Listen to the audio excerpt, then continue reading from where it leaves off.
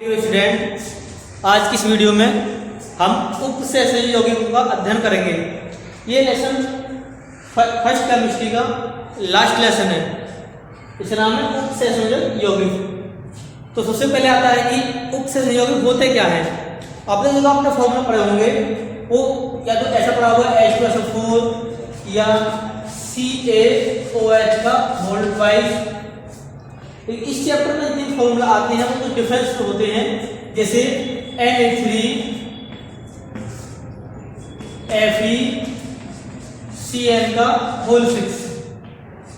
इस चैप्टर में जितने भी फॉर्मूला आएंगे वो सब बड़े ब्रैकेट के अंदर लिखे होंगे, उन्हें बोलते हैं हम उपसहसंयोगी यौगिक। तो उपसहसंयोगी होते क्या हैं? मैं एग्जाम्पल से आपको कुछ चीज बता रहा हूं। और सपोज करो एक लिखा हुआ है K4 FeCN का होल 6। इसके हम स्ट्रक्चर बनाते हैं। यहां पर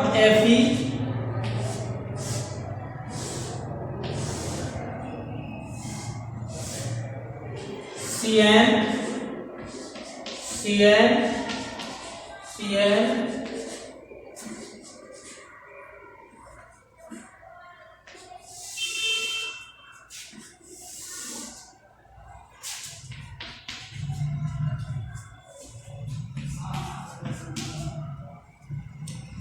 इस फॉर्मूला को हमने कुछ एक डॉट स्ट्रक्चर से बना दी। तो इसमें अब कुछ पॉइंट आते हैं। सबसे पहला आता है Fe। यहाँ पर हम वैसे Fe को आयरन बोलते हैं, लेकिन यहाँ पर इसका नाम होगा केंद्रीय धातु परमाणु।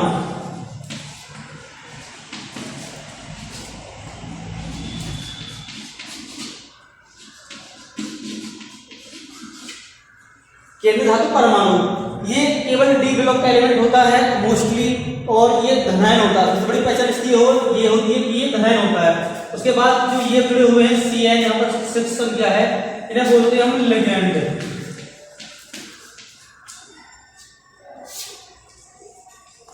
ये लिगेंड जो होते हैं वो के धातु परमाणु के साथ उपसहसंयोजी बंध मतलब कोऑर्डिनेशन बॉन्ड बनाते हैं। मतलब ये अपने इलेक्ट्रॉन को के धातु परमाणु को डोनेट कर देते हैं। इन्हें बोलते हैं उपसहसंयोजी बंध।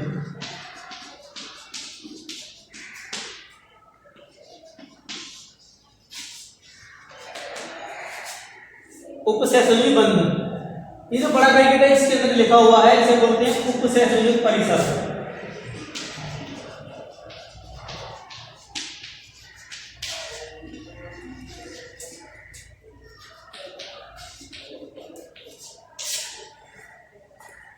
यहां पर लिगेंड की संख्या 1 2 3 4 5 6 होती है। तो लिगेंड की संख्या होती है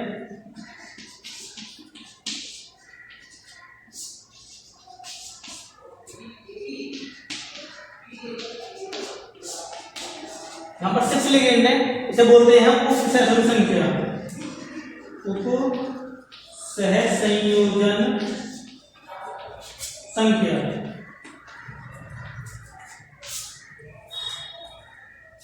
तो रेस्टेंट शुरू करते हैं। सबसे पहले आता है उपसहसंयोगी यौगिक। तो वे यौगिक या वो सूत्र जो बड़े ब्रैकेट में लिखे होते हैं और जिनका अस्तित्व ठोस और विलयन दोनों में होता है वो उपसहसंयोगी यौगिक कहलाते हैं। इसके अलावा हम दूसरे शब्दों में बोल सकते हैं कि जिन यौगिकों में केंद्रीय धातु परमाणु और लिगेंड सहसंयोजी बंध के द्वारा जुड़े होते हैं वो उपसहसंयोजी यौगिक होते हैं। इसमें जो लिगेंड होते हैं वो केंद्रीय धातु परमाणु को एकांक इलेक्ट्रॉन युग्म देते हैं। तो पहला पॉइंट था इसमें उपसहसंयोजी यौगिक, वे यौगिक जो लिगेंड से एकांक इलेक्ट्रॉन युग्म ग्रहण करते हैं या लिगेंड के साथ सहसंयोजी बंध द्वारा जुड़े होते हैं वो उपसहसंयोजी यौगिक कहलाते हैं। दूसरा हम ये बोल सकते हैं कि वे यौगिक जिनका अस्तित्व ठोस और विलयन दोनों में होता है वो उपसहसंयोजी यौगिक कहलाते हैं। फॉर एग्जांपल K4 FeCN का होल 6। इसके बाद आता है लिगेंड। सॉरी, एक चीज और रहेगी इसमें Fe, इसे बोलते हैं हम केंद्रीय धातु परमाणु।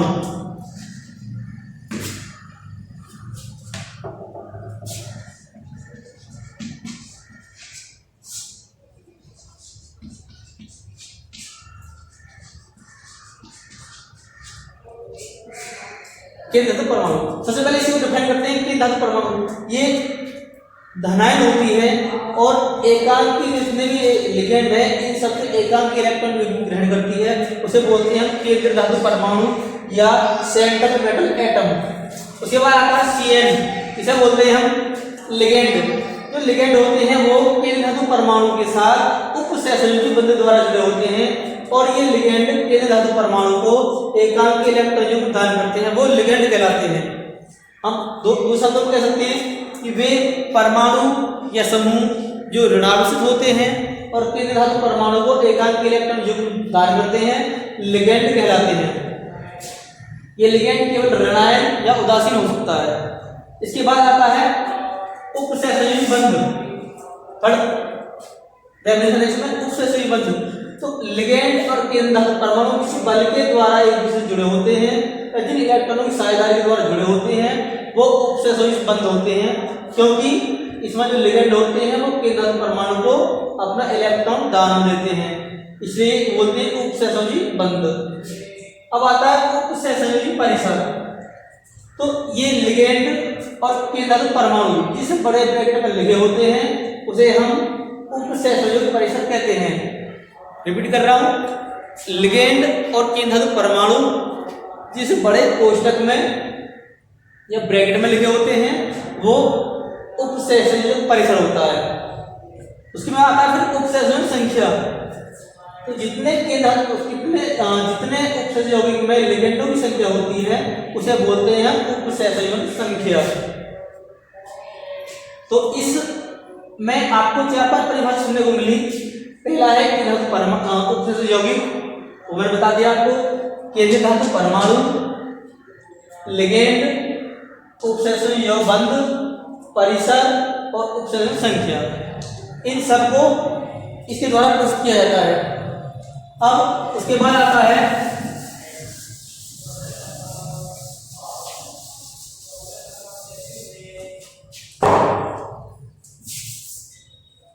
लिगेंड।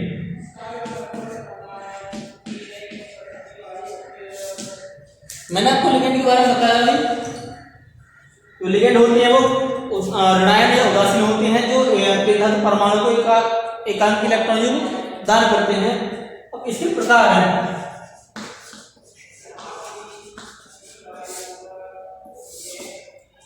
पहला आता है एक दंती लिगेंड,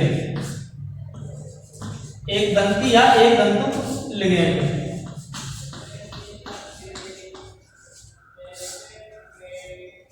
ये वो लिगेंड होते हैं जो केंद्र धातु परमाणु को केवल एक इलेक्ट्रॉन देते हैं या एक बंध के द्वारा जुड़े होते हैं। केंद्र धातु परमाणु से वो एक दंती लिगेंड कहलाते हैं, जैसे FCl, Br, I आदि या H2O। इन्हें बोलते हैं हम एक दंतु लिगेंड, क्योंकि ये केवल एक बंध के द्वारा केंद्र धातु परमाणु से जुड़े होते हैं, इसलिए इन्हें एक दंती लिगेंड कहलाते हैं। दूसरा आता है द्विदंतु लिगेंड।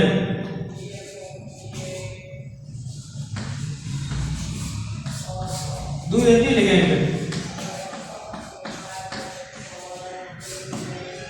वे लिगेंड जो केंद्र धातु परमाणु को 2 इलेक्ट्रॉन जो दान करते हैं वो द्विदंती लिगेंड कहलाते हैं। या दूसरा शब्द हम कह सकते हैं जो केंद्र धातु परमाणु से 2 बंधों के द्वारा जुड़े होते हैं वो द्विदंती लिगेंड कहलाते हैं, जैसे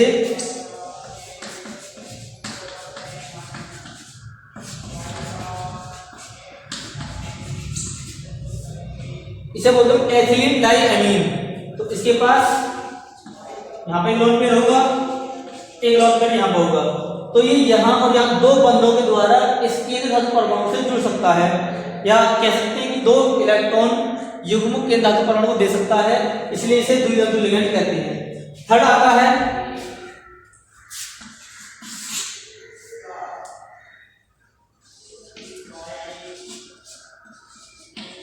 बहुदंती या बहुसंतक लिगेंड। या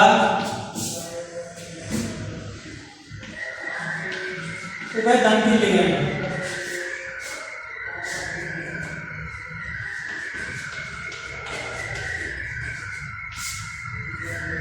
दूसरा है बहुदंती लिगेंड या उभयनिष्ठ, ये केंद्र धातु परमाणु को दो या दो से अधिक इलेक्ट्रॉन युग्म दान दे सकता है, इसे बोलते हैं बहुधंती। जो शब्दों में कह सकते हैं वह लिगेंड जो केंद्र धातु परमाणु से दो या दो से अधिक बंधों के द्वारा जुड़ सकता है, उसे हम बहुधंतुक लिगेंड कहते हैं। जैसे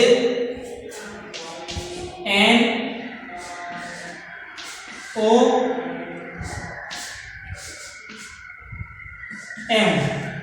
यहाँ पर कोई केंद्र धातु परमाणु होगा तो इसके पास दो इलेक्ट्रॉन तो यहाँ पर है, ऐसे दो यहाँ पर है और एक इसके पास होंगे, तो ये तीन बंधों के द्वारा केंद्र धातु परमाणु से जुड़ सकता है, इसलिए इसे बहुधंतुक लिगेंड कहते हैं। तो उसके बाद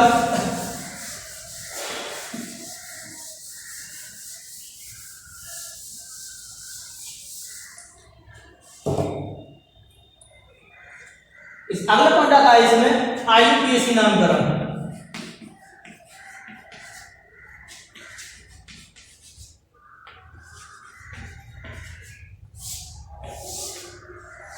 ये जो टॉपिक है वो बहुत ज्यादा मोस्ट टॉपिक है, क्योंकि ये 100% इसमें से 2 या 4 नंबर की IUPAC पूछी जाती है पर ईयर, तो इसको ध्यान से समझना। जैसे कि मैंने एक एग्जाम्पल लिखा था K4 FeCN का होल 6, एक एग्जाम्पल ये। दूसरा एग्जाम्पल NiH2O का होल 4 +2। एक तीसरा एग्जाम्पल COH2O ट्वाइस NH3 का होल 4 और Cl2। इनका नाम करने के लिए ये 3 एग्जाम्पल हैं, आपको इन तीनों एग्जाम्पलों को ध्यान से समझना है। इसमें कुछ चेंज हो रहा है तो इन्हीं के बेस पर ये IUPAC नामकरण होता है। यहाँ पर जो होंगे आपको बड़े ब्रैकेट से पहले आपको लिखा हुआ है, इसे बोलते हैं पोटेशियम, तो ब्रैकेट से पहले जो कुछ भी लिखा होगा वो 101% आपको धनायन लिखा मिलेगा। इसका मतलब ये जो ब्रैकेट होती है बड़े ब्रैकेट, उनसे पहले आपको कोई भी धनायन हो, सोडियम हो, पोटेशियम हो, आपको केवल धनायन ही लिखा मिलेगा, इसके अलावा ऋणायन नहीं मिलेगा। दूसरा इस एग्जाम्पल को देखते हैं, यहाँ पर ना तो इधर धनायन है ना यहाँ पर ऋणायन है, केवल इस पर ऑक्सीकरण संख्या लिखी हुई है। तीसरा एग्जाम्पल है, यहाँ पर ना तो धनायन है ना ऑक्सीकरण संख्या, लेकिन यहाँ पर ऋणायन लिखा हुआ है। जो ब्रैकेट से पहले लिखा होगा वो धनायन होगा और जो ब्रैकेट के बाद होगा वो ऋणायन होगा।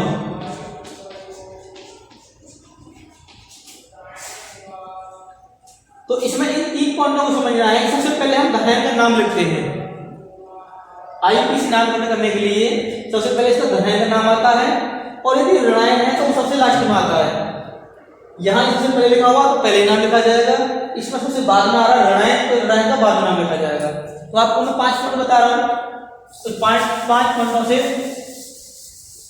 आपको IUPAC समझ में आएगी। फर्स्ट पॉइंट होता है धनायन का नाम।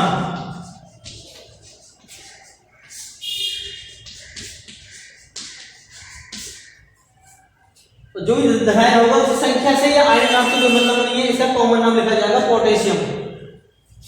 दूसरा पॉइंट आता है नंबर ऑफ लिगेंड, लिगेंड की संख्या।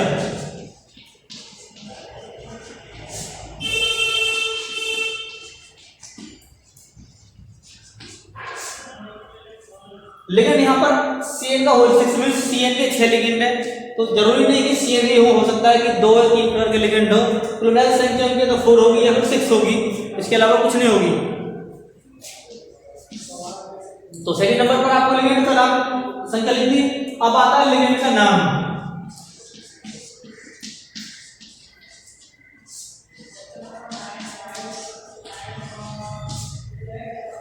यहाँ पर एक चीज ध्यान रखना, यहाँ पर लिगेंड केवल CN है, यदि इसके अलावा 2 या 2 से अधिक लिगेंड हो, फॉर एग्जांपल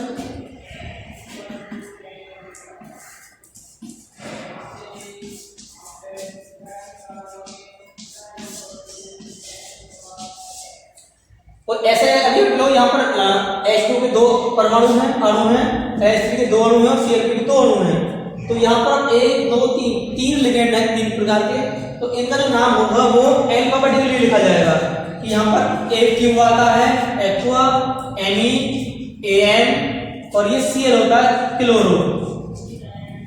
तो देखेंगे अल्फाबेटिकली में तो सबसे पहले आता है एएम, तो इसका मतलब हम पहले इसको लिखेंगे, लेडीज लिखने के बाद इसका नाम लिखेंगे एमीन, डाई एमीन। उसके बाद फिर यहाँ एक्वा रहा है तो डाई एक्वा, पहले डाई एमीन डाई एक्वा। उसके बाद आता है सी तो डाई क्लोरो। तो इन एक से अधिक लिगेंड होने पर उनका जो नाम है वो अल्फाबेटिकली लिखेंगे, ठीक है। तो लिगेंड का नाम हो गया। लिगेंड के नाम के बाद आता है नंबर 4 केंद्रीय धातु।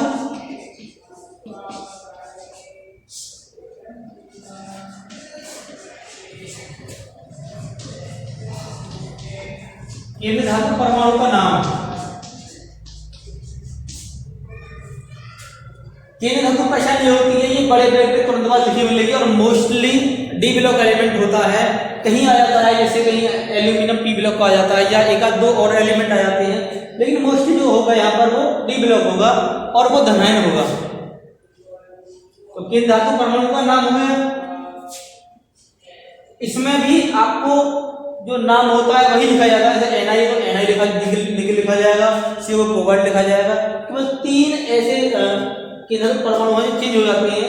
जैसे पहला है Fe, अगर ऋणायन है तो इसे फेरिड बोलते हैं, यहाँ पे लिखा जाएगा केंद्रीय धातु का नाम वो फेरिड लिखा जाएगा। ऐसे ही आता है Ag, इसी को हम सिल्वर बोलते हैं। यदि ऋणायन लिगेंड है तो इसको अर्जेंट लिखा जाएगा। थर्ड है आपका Au को हम गोल्ड बोलते हैं, लेकिन यदि ऋणायन लिगेंड जुड़ा हुआ है तो वहां पर हम इसे ओरम बोलते हैं, ओरम। तो ये 3 चेंज होते हैं, बाकी सब सेम बनी रहती है जो उसमें दिया होगा, जो उसका कॉमन नेम होता है। नंबर 5 आता है केंद्रीय धातु परमाणु की ऑक्सीडेशन निकालते हैं सेंट्रल मेटल एटम, मींस केंद्रीय धातु परमाणु की ऑक्सीकरण संख्या, और वो बड़े ब्रैकेट में रोमन अंकों में लिखी जाएगी। ध्यान रखना, जो केंद्रीय धातु परमाणु की ऑक्सीकरण संख्या होती है वो रोमन अंक में और बड़े ब्रैकेट में। सपोज करो किसी 4 आ रही है तो आईवी, या 3rd आ रही है तो 1 2 3 रोमन अंकों में लिखी जा रही है। उसके बाद नंबर 6 आता है। इसके बाद यदि इसमें ऋणायन जुड़ा होगा तो उस ऋणायन का नाम होगा,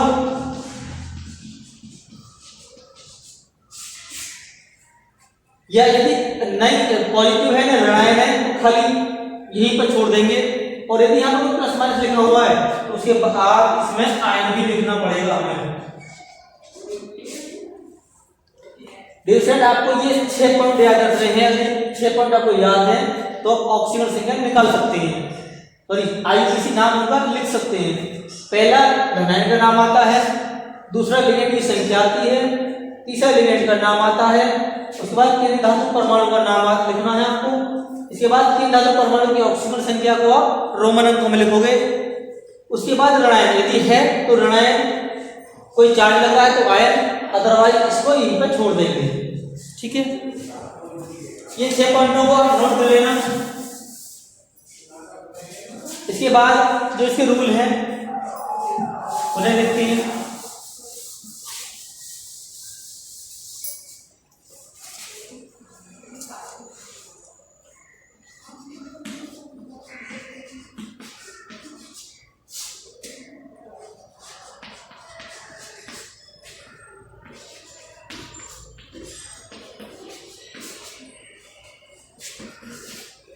पहला आता है इसमें केंद्रीय धातु परमाणु का नाम। तो अभी मैंने आपको बताया था, जैसे हमारे पास सब लिखा हुआ है Ni, जब बोलते हैं हम निकिल। अब यदि इसके साथ ऋणायन जुड़ा हुआ है लिगेंड तो हम उसमें 8 और जोड़ देते हैं, तो ये हो जाएगा निकिलेट।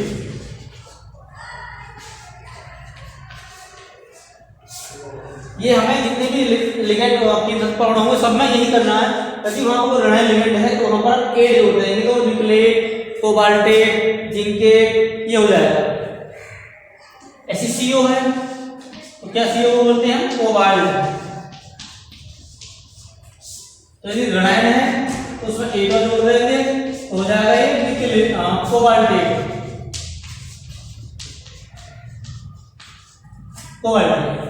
बाकी आप कुछ पढ़ सकते हो, कुछ सेम वही रहेंगी। अगर आपके पास Cr आ गया तो क्रोमियम, Mn आ गया तो मैंगनीज, सब सेम वही चलेगा। दूसरा आता है लिगेंड।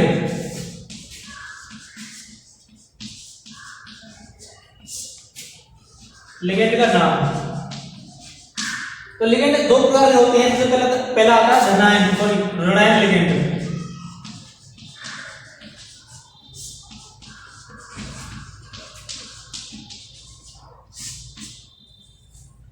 ऋणायन लिगेंड वो होते हैं जिनके पास माइनस ऑक्सीडेशन अवस्था होती है। फॉर एग्जांपल F-1 होती है, Cl-1 होती है, Br-1 होती है, I-1 होती है।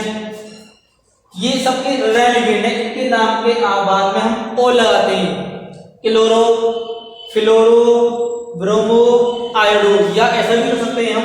इसका नाम है फ्लोरो लगाएंगे हम, तो फ्लोराइडो।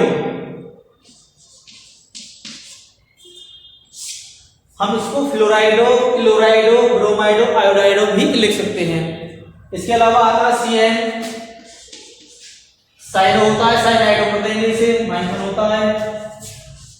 OH आता है, हाइड्रोक्सो हो जाता है। CO3 कार्बोनेट होता है, सल्फेट होता है, सल्फाइड होता है।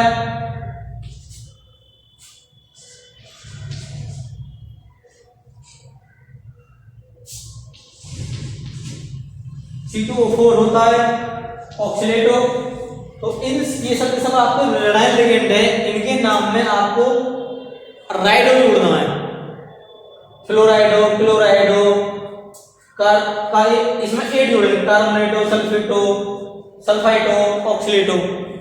इसके बाद नंबर थर्ड सेकंड आता है इसका कि ऋणायन है उदासीन लिगेंडों के नाम।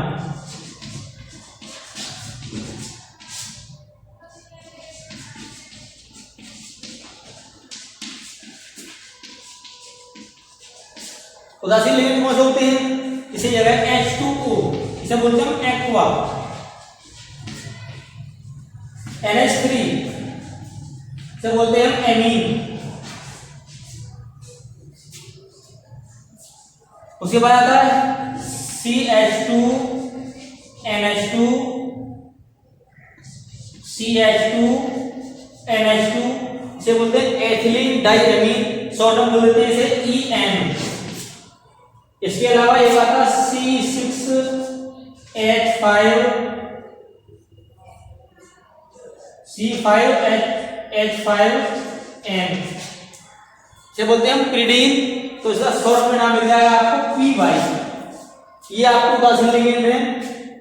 ये धातु का नाम बता दिया मैंने, ऋणायन लिगेंड के नाम और उदासीन लिगेंड के नाम। इसके बाद हम इसकी आईयूपीएसी स्टडी करते हैं कि नामकरण करते कैसे हैं।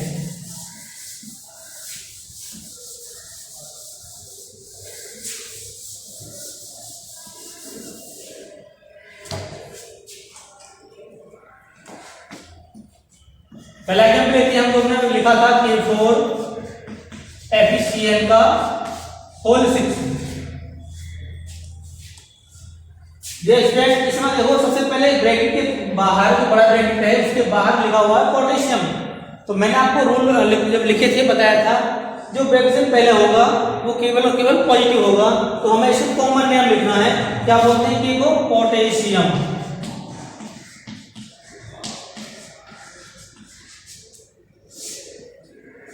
पोटेशियम, इसकी संख्या से हमें कोई मतलब नहीं है, केवल इसका सादा नाम लिखना है पोटेशियम। सेकंड पॉइंट आता है लिगेंडों की संख्या। तो लिगेंडों की संख्या कितनी है? 6 के लिए आता है हेक्सा। आपको मैं बता देता हूं, यदि लिगेंड 1 है तो हम मोनो के लिए लिखा जाता है। अगर लिगेंड 2 है तो डाई आएगा। यदि लिगेंड 3 है तो ट्राई आएगा। यदि लिगेंड 4 है तो टेट्रा आएगा। 5 के लिए पेंटा आएगा। और यदि लिगेंड 6 है तो उसके लिए हेक्सा। ये लिगेंडों का नाम होता है, जितने लिगेंड की संख्या होती है वही हम संख्या लिखनी होती है। यहाँ पर 6 लिगेंड है तो 6 के लिए हेक्सा आ जाएगा। तो सेकंड पॉइंट आता है लिगेंड की संख्या हेक्सा। अब थर्ड पॉइंट आता है लिगेंड का नाम, तो CN को बोलते हैं साइनो, साइनो या साइनाइडो। ये भी ठीक है, हम इसे साइनो भी लिख सकते हैं या साइनाइडो, हम इसे साइनाइडो भी लिख सकते हैं। अब उसके बाद फोर्थ पॉइंट आता है कि धातु का नाम। तो मैंने बताया था इसका नाम वैसे आयरन बोलते हैं इसे, क्योंकि लिगेंड ऋणायन जुड़ा हुआ है तो इसके बाद 8 लग जाएगी, फेरेट बोलते हैं इसे,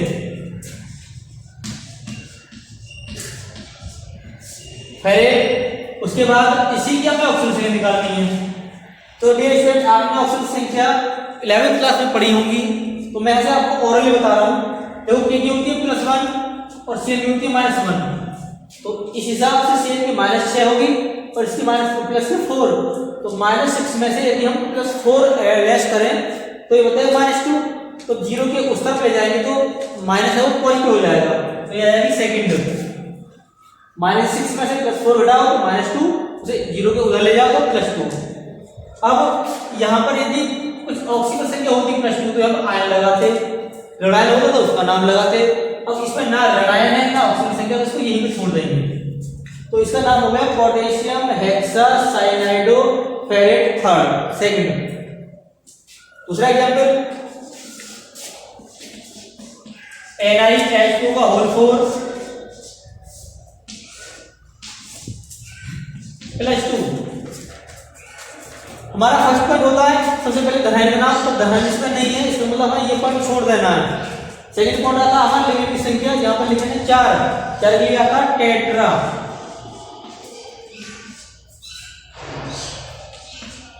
टेट्रा। अब लिगेंड का नाम क्या है? एक्वा। लिगेंड के नाम के बाद आती है ये धातु का नाम निकिल। अब यदि यहाँ पर लड़ाई होता तो हम इसमें 8 जोड़ देते, निकलेट हो जाता, क्योंकि ये उदासीन है तो अब ये निकले रहेगा। इसके बाद में इसी की ऑक्सीजन संख्या आती है, ऑक्सीजन निकालोगे H2 की 0 पूरा 0 हो गए, और इसकी कितनी +2, तो इसकी ऑक्सीजन स्टेट कितनी आ जाएगी +2। उसके बाद अब इसमें हमने ये तो हमने यहीं पर रोक दिया था ऑक्सीजन संख्या के बाद, क्योंकि यहाँ पर ऑक्सीजन संख्या लिखी हुई है तो इसका मतलब इसमें आयन है, तो हमें आयन को केवल आयन ही लिखना है। तो इसका नाम बन गया tetra aqua nickel second ion. ठीक है, और एक एग्जांपल देखते हैं जिसमें नेगेटिव जुड़ता हो।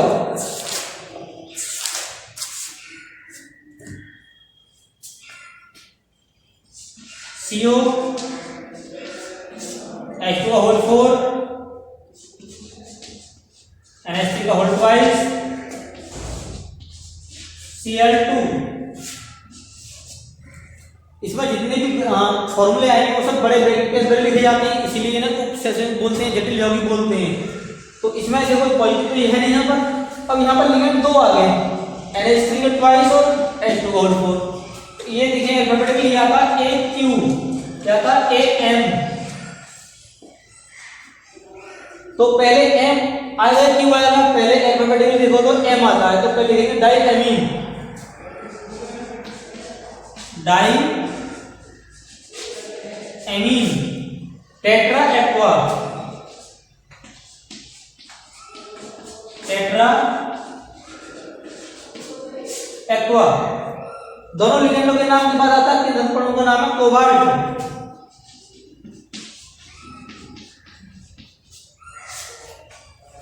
अब कोबाल्ट ये दोनों उदासीन हैं तो उसमें 8 नहीं जोड़ेंगे हम, केवल ये कोबाल्ट रह जाएगा। उसके बाद इसके ऑक्सीजन निकालोगे तो ये 0 हो जाएगा, ये भी 0 हो जाएगा, ये -1 होगी तो -2 और पक्षांतर करोगे तो +2, इसका मतलब सेकंड। अब इसमें क्या आ रहा है? Cl2 आ रहा है, तो इसमें देखो बार कुछ नहीं था, इसमें भी कुछ नहीं था, अब इसमें ऋणायन का नाम आ गया, तो इस यही लिखा जाएगा ऋणायन का नाम क्या है? Chloride, chloride. फिर 3 नाम मैंने आपको बताए। इसके अलावा अगर आपको कोई प्रॉब्लम हो तो आप उससे मुझे शेयर कर सकते हो, और कुछ कोई भी दिक्कत हो तो आप मुझसे पूछ सकते हो। Thank you.